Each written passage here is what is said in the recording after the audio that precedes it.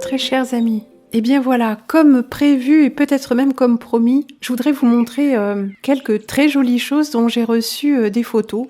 Et pour certaines même, j'ai reçu des objets. Ouais, ça arrive. Assez rare, mais ça arrive. Et j'avais lancé cette petite idée. Et si vous m'envoyiez quelques photos de votre petit artisanat personnel? Alors j'ai bien reçu quelques petites photos, pas énormément, parce que si je n'insiste pas des dizaines de fois pour obtenir quelque chose de vous, je n'obtiens rien. Enfin, je veux dire, je lance les idées, mais sur les centaines, voire les milliers de personnes qui regardent les vidéos, eh bien, il y a quand même assez peu de retours. Mais ça n'est pas grave. Je voudrais regarder avec vous 2-3 petites choses, aussi bien des choses que j'ai trouvées moi-même, ou que j'ai faites moi-même, et mon petit artisanat, vous commencez à le connaître, n'est-ce pas? Aussi bien ces choses-là que des choses que vous faites vous. Qu'ai-je sur ma table de travail?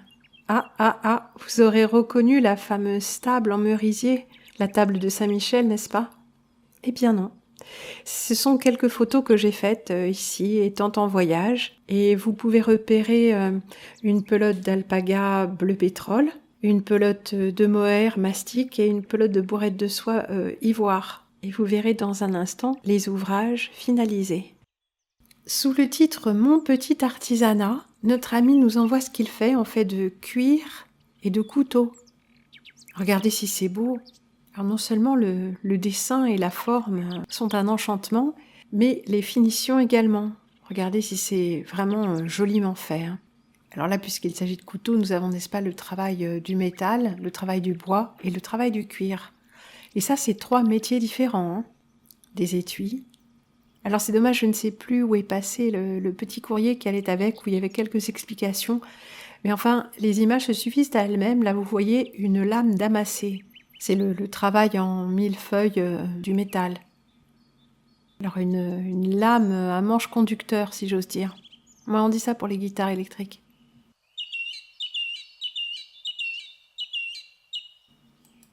Bon, sans commentaire après nos marchés de Noël qu'on a vus récemment, beaucoup de têtes de mort. Bon, tête de mort. Oui, en ce qui concerne les têtes de mort, notre ami nous a précisé que c'était ce qui est demandé en ce moment. C'est à la mode, c'est ça.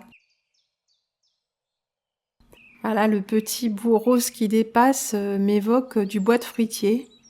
Très belle photo.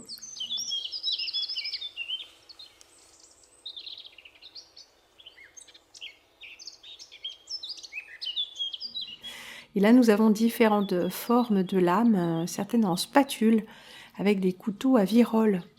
Ça alors, je croyais que la virole, elle était brevetée par... bon bref, de très jolis objets en tout cas. Et à propos de bois et de métal, regardez cet objet que j'ai trouvé aux puces de Perpignan. Oui, tous les dimanches, il y a un marché aux puces. Alors, l'enclume de cordonnier, c'est un cadeau. Et ceci, c'est une masse en cuivre. Non mais voyez-vous ça? N'est-elle pas magnifique? Alors elle n'était pas aussi propre, elle était beaucoup plus encrassée, je l'ai nettoyée rapidement avec un peu de sel et de vinaigre et j'ai brossé un tout petit peu le manche qui est d'origine, qui est en bois, pas trop cependant, pour ne pas dénaturer l'objet. Alors qu'est-ce que vous en dites? Une masse en cuivre, c'est quand même pas rien.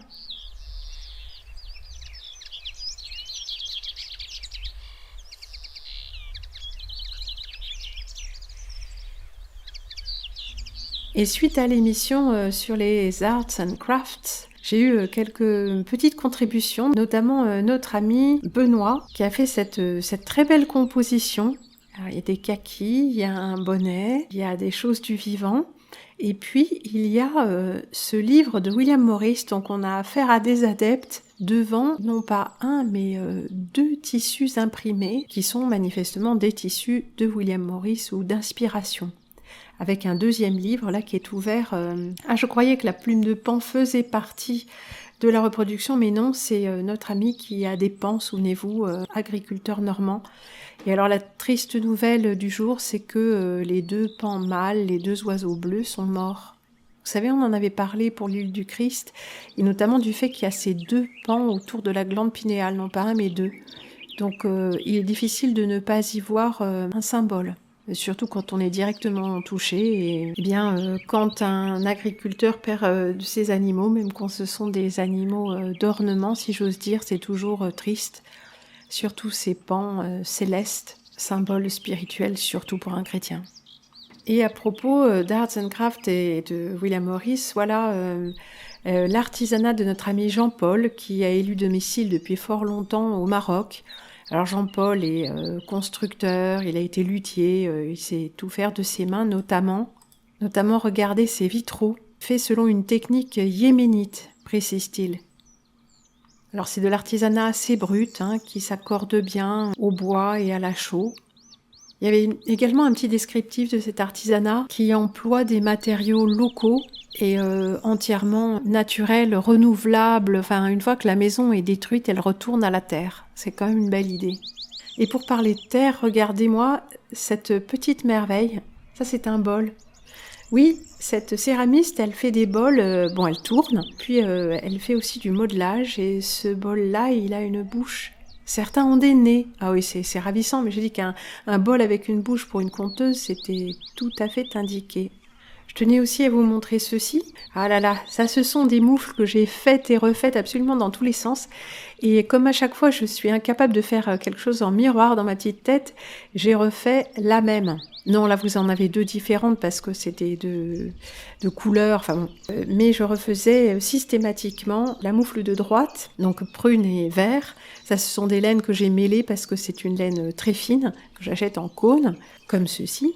Et j'ai mêlé les couleurs pour avoir une teinte un peu changeante.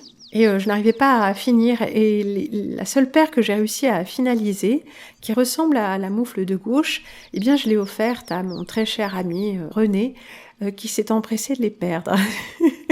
J'avais passé beaucoup de temps, mais je dois dire, même si ça se dit pas, mais que j'avais fait 2 fois la même et que je me suis débrouillée en fait pour couper. Ouais, couper, carrément, oui, couper, rabouter.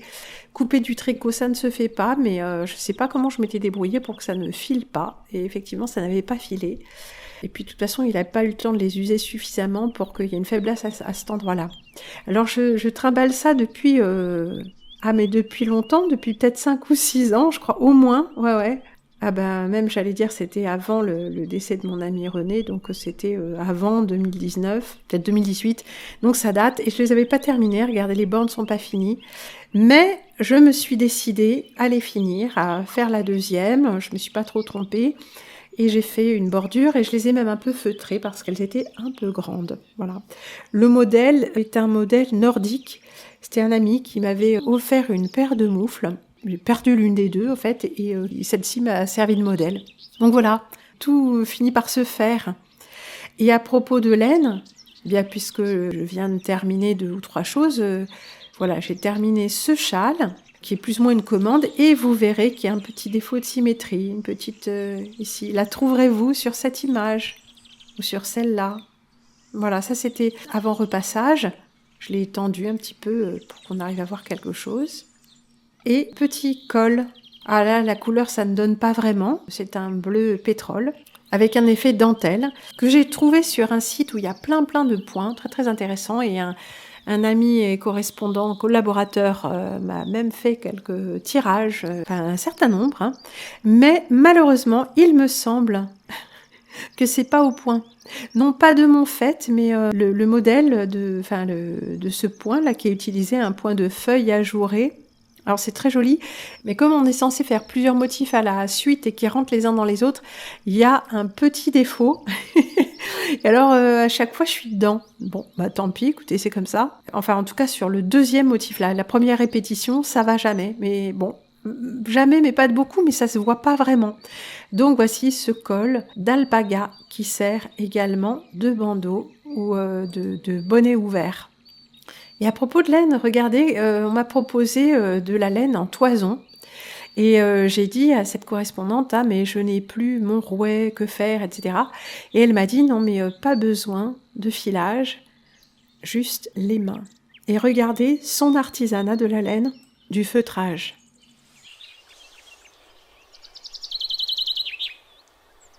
Alors dommage, les photos sont un peu floues, mais c'est absolument sublime. Nous avons des toisons, des cols, des sacs, et on voit que c'est une très belle laine à longue fibre, et les fibres sont utilisées pour les motifs, et même sur certains modèles en franges qui pendent comme ça, un petit peu comme on avait vu ces très très beaux vêtements suédois traditionnels, ces petites vestes avec les franges naturelles de la toison qui pendent. Alors en Suède, ils avaient aussi des variétés, enfin des races pour la laine à fibres très très longues qui n'existent plus parce que ça ne correspond plus. Ça a été éradiqué au moment où ils ont introduit les métiers à tisser 19e industriels. Bon, ça n'existe plus très très peu, disons. Oui, ça existe encore puisque j'ai des amis qui élèvent ce genre de brebis. Alors là, voilà, à propos de feutrage et de lavage, voilà comment je mouille les châles pour leur donner du poids, et je les étends. Voilà, alors là, on a un châle mixte, le châle que j'ai appelé arachné, d'un mélange de fils de bourrette de soie et de mohair et soie, donc très aéré, très aérien, qui flotte. Et ça, c'était un reste d'un fil très très beau, mais pas très très facile à arrêter parce que on voit toujours les fils, on n'arrive pas vraiment à les rentrer. Donc il faut trouver une petite idée, comme ici les pompons par exemple. C'est un fil de rayon, comme ça s'appelait, de viscose. Donc c'est un peu le poids du coton, mais le brillant de la soie, enfin c'est très joli. Mais ce fil n'est plus suivi. C'est dommage parce que le modèle est particulièrement beau. Peut-être qu'on pourra faire ça dans un autre fil, une bourrette ou un coton mercerisé, pour ceux qui connaissent, un coton brillant. Alors voici ici un exemple. Dans les tons roses, rose bouvreuil, rose pivoine, à droite la bourrette de soie, et à gauche le mohair et soie. Et je voulais vous montrer ceci aussi, l'étiquette qui nous apprend que c'est de la soie sans cruauté. Regardez, cruelty free silk. Ah ça je vous l'avais peut-être déjà montré. C'est parce que les cocons ne sont pas bouillés avec la petite bête à l'intérieur. C'est mignon quand même, c'est mignon. Et en parlant de soie, regardez ceci, ce sont des écheveaux. Alors ça c'est absolument magnifique, hein. J'ai d'ailleurs réalisé un châle avec l'écheveau blanc qui est là, en mélange. Donc c'est une soie brillante, même si là ça se voit pas tout à fait à l'écran. Et ça donne ce châle.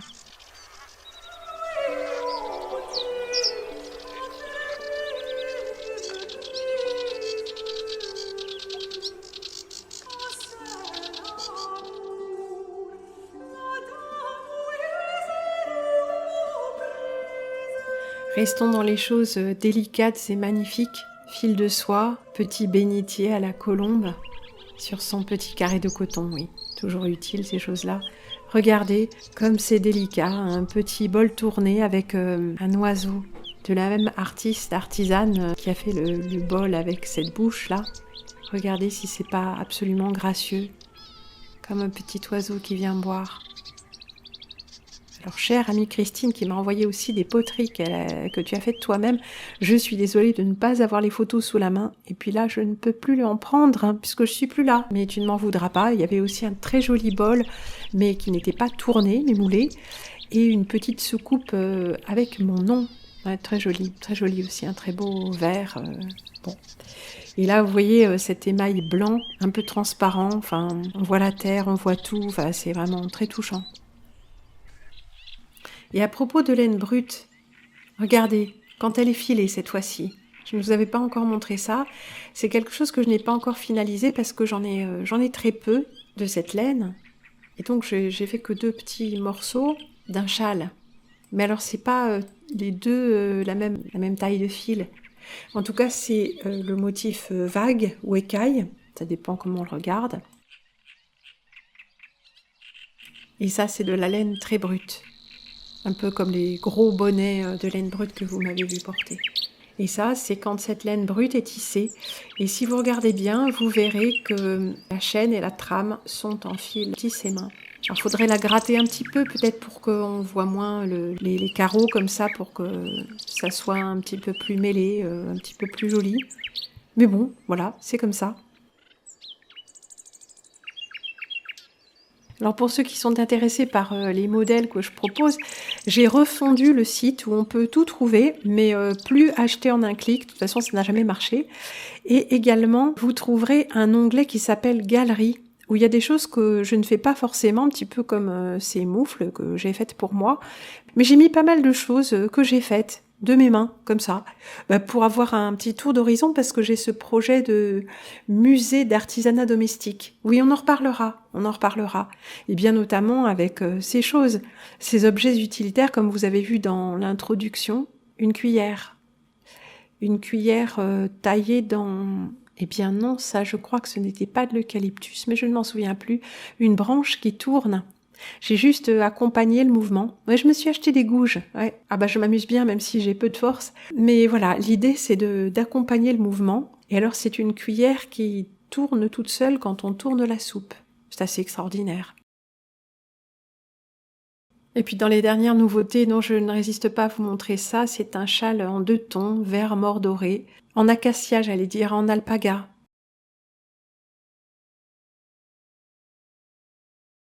Et puis là, mohair et bourrette, un tout petit tour du cou façon cravate, disons.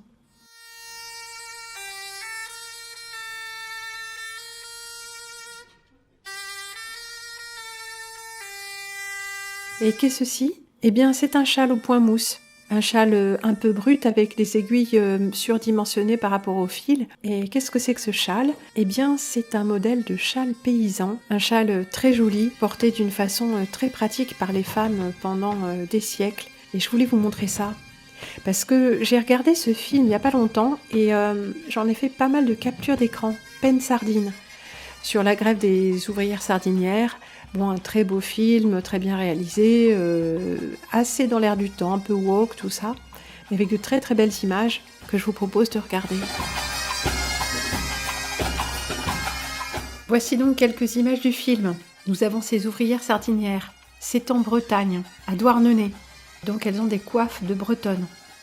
Bien sûr, le film est censé nous montrer des ouvrières à la misère, dans des conditions de travail, etc. Et il est question de la grève. Mais ce que nous voyons avec ce film soigné, tout en demi-teinte et très joli et finement interprété, faut bien le dire, ce sont de très beaux costumes avec un effet très naturel, tout en demi-teinte de gris-bleu et de brun, très joli. Et nous voyons là, au centre de l'image, l'héroïne, donc jupe, coiffe blanche, et il y a un petit effet d'uniforme, mais elles ne sont pas en uniforme. C'est le costume traditionnel. Et elles portent des châles, des tricots. Et oui, il y a vraiment un travail de design qui a été fait là-dessus, de création visuelle et bien sûr des costumes. Et voilà le fameux châle qui est porté sur les épaules, qui plisse autour du cou, là, comme ça, et qui est attaché derrière. Nous avons vu qu'il pouvait être attaché par un lien et un petit nœud, bien un bouton ou une aiguillette. Alors elles sont censées être sales, miséreuses, ils nous ont pas fait le coup des trous dans les tricots comme il y en a dans la série des Maupassants, là, des films des téléfilms, je pense, qui avaient été faits il y a peut-être une vingtaine d'années, je ne sais plus, où il y a même chez les paysannes, il y a des châles avec des gros trous, chose qui est absolument impossible. Ça c'est reprisé tout de suite dans la vraie vie, quoi. Ça c'est des designers costumes bobos, gauchos, citadins, hommes pour ne pas dire plus, donc ça frise le ridicule. Mais là on n'est pas du tout dans le ridicule, on est vraiment dans quelque chose de très délicat, très joli. On voit la maille là, on voit que c'est un point mousse, c'est un châle au point mousse, donc c'est le châle de débutante, c'est vraiment un truc très simple à faire. Et là on voit qu'elles ont toutes leur châle, alors on est entre les gris, les noirs, les bleus marines. On voit cette femme là de face avec une petite cape qui doit s'attacher autour du cou comme ça, et s'accompagne de dos à un châle fait au crochet dans les gris bleus. Et derrière on voit pas très très bien, mais elles ont toutes des châles. Là, on a un châle gris-bleu avec quelque chose d'un petit peu sophistiqué. Et c'est pas du tout étonnant, vu que les campagnardes ou bon là, c'est pas des paysannes, mais c'est une petite ville, et puis ce sont des ouvrières. Ça, c'était des personnes qui cousaient, qui faisaient leurs vêtements, tout ça, et qui mettaient aussi un point d'honneur à faire des choses un peu jolies quand elles se faisaient des bas ou des coiffes. Regardez, on est toujours dans le code couleur un peu breton, brun et bleu, très beau, près du lavoir. Une rixe entre les deux protagonistes, plaf, elle la jette à l'eau, enfin bon, elles se disputent. Et on voit derrière comment est fait ce châle, il y a même une petite bordure, alors la pointe arrive même pas en bas du dos, hein, mais ça couvre bien les épaules. C'est comme une écharpe aussi un petit peu.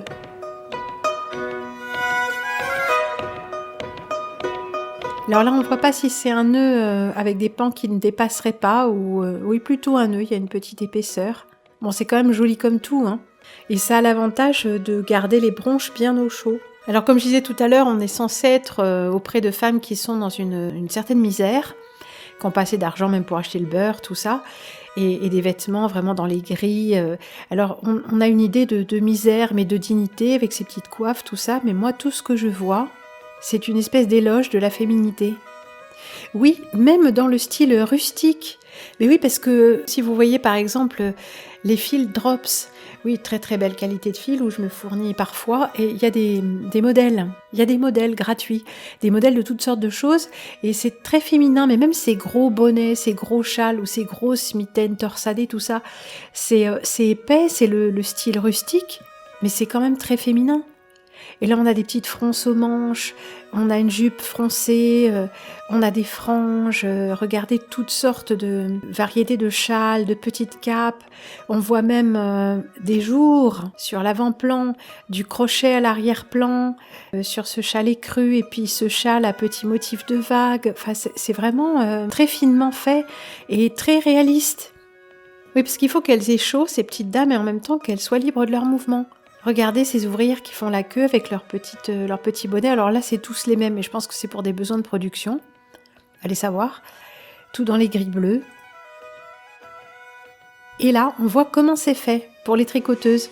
C'est fait en s'écartant, en aller-retour. Bon, bref, c'est une technique. Regardez si c'est pas joli.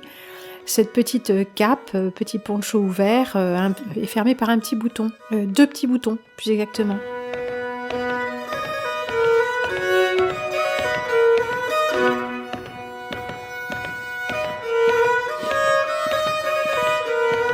Comme le haut du manteau McFarlane, pour ceux qui connaissent. C'est un manteau sans manches, mais avec une espèce de cape qui sert de manche, ou par-dessus les manches, je ne sais plus exactement. On a même des choses très délicates avec des effets dentelles, hein, comme cette petite paysanne qui lève le bras, lève le poing, et puis d'autres dans des camailleux de couleurs. Mais si on lit la littérature du 19e, on a assez ça. Elles aiment bien le gros bleu, le bleu dur, ou toutes des couleurs en demi-teinte. D'ailleurs, les couleurs n'étaient pas forcément disponibles. Et à un moment, on voit même l'héroïne tricoter, il me semble, de la laine gros bleu. Alors là, on voit toutes ces sortes de petits châles différents, un peu sophistiqués, avec des bords dentelles ou des gros châles gris, des pompons, des franges.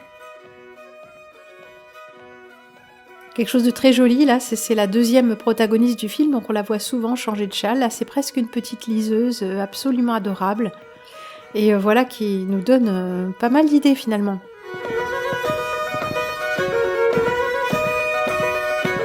Dans les rues, les femmes à la mode traditionnelle sont toutes habillées à peu près de la même façon et dans les mêmes tons. Il n'y a que celles qui ont des prétentions à devenir autre chose, qui s'habillent autrement. Vers la fin, il y a une espèce de célébration, donc apparemment pour les besoins de la production, il y a eu 2 fois le même châle, peut-être pas exactement, mais en filet de crochet noir. Ma grand-mère avait un châle comme ça. On a des choses élégantes là, notamment avec cette petite cape courte dans des tons de gris bleu, couleur minérale et maritime. C'est vraiment très très bien vu, hein, très joli.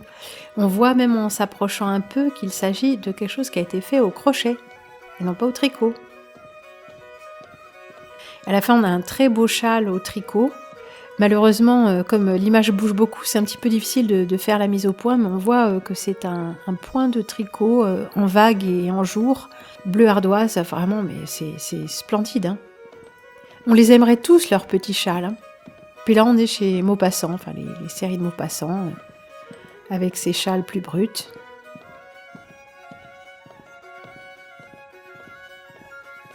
avec des trous dedans bien sûr, ça frise le ridicule. Bon là dommage, on ne peut pas faire la mise au point, mais ce sont de jolis petits châles, de jolies petites coiffes, regardez ces petites grand-mères si elles sont mignonnes.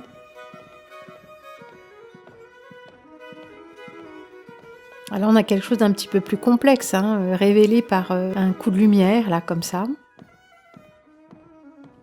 par transparence même parfois. La petite dame, là, la petite grosse dame, elle a un plaid sur le dos et l'autre, elle a quelque chose un petit peu complexe, hein, avec des effets de relief.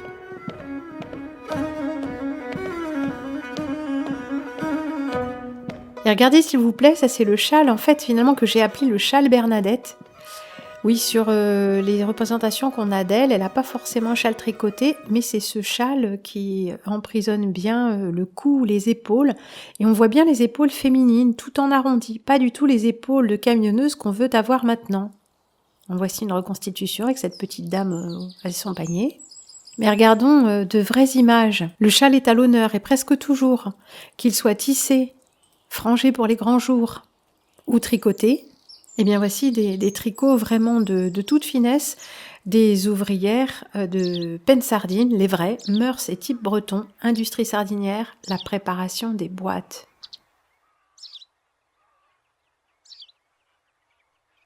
Coiffe, tablier et châle, ça c'est vraiment la parure féminine. Oui, elles sont en sabots, oui, elles sont plus ou moins propres ou sales, parce que ce sont des ouvrières. Mais là, on a vraiment quelque chose de très féminin. Féminin ne veut pas dire moulant le corps au plus près, hein, pas forcément. Regardez, elles ont les cheveux tirés en arrière sous leur coiffe, un peu comme un bandeau. Ça nous évoque presque des ballerines. Ah bah avec des battoirs pour main, bien sûr, c'est des femmes solides, ça. Mais regardez, s'il vous plaît, la grâce, les guêtres par-dessus les sabots, la grâce de cette femme qui pose sa main sur sa hanche. Ah, elle a un rude visage, hein, de fière bretonne. Mais regardez, les costumes de Pennes-Sardines ont été étudiés d'après ces images. Hein. Ça, c'est Douarnenez. Douarnenez, le port d'ébarquement des sardines. Regardez, on voit même qu'il s'agit d'une petite cape, là, d'un petit cache-épaule tout à fait fin chez cette ouvrière.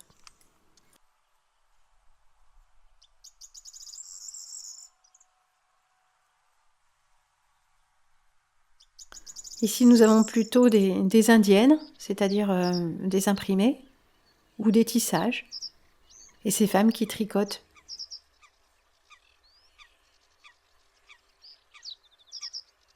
Leurs coiffes se ressemblent beaucoup, mais elles ne sont pas identiques, comme dans le film. Et oui, elles tricotent, donc elles ont le temps de se tricoter des châles, n'est-ce pas ? En tout cas, grand coup de chapeau, créateur des costumes, j'allais dire à la créatrice, parce que traditionnellement, ça doit être une femme, mais je pense que ça l'est plus. Et voilà qui nous donne vraiment des idées, le châle Bernadette.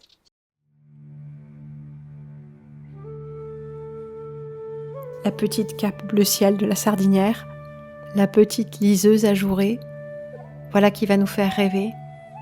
Rêver de tricot, mesdames.